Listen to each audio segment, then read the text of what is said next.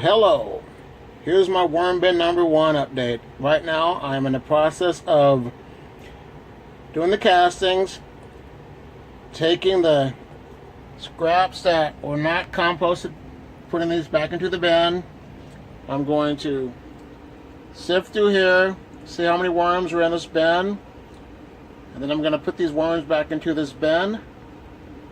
And the reason you want to do this, like I said in my previous video, is to keep your worms healthy.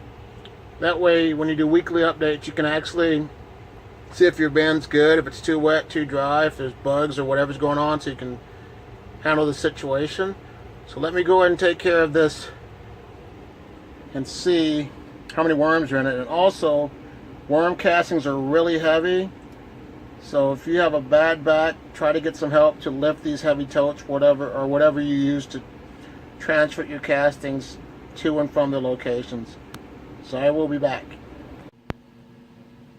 This is what a worm cocoon looks like. I hope you can see it if it's focusing.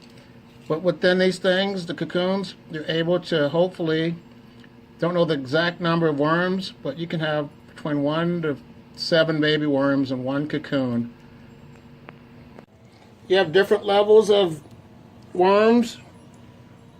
If your worms have a band around their neck, they're able to mate, and they are considered to be mature worms. Then you have the juveniles that are a little bit smaller,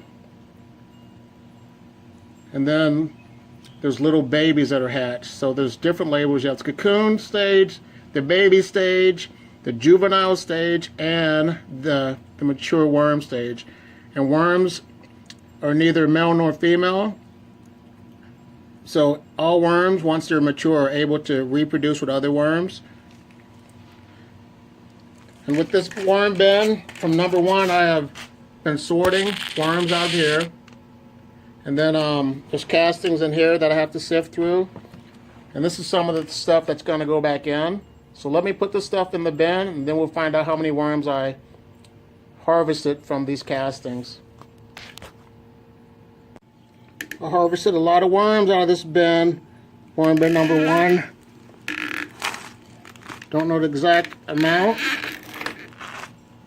but I have a lot that are going to go back into the bin, help compost the food scraps.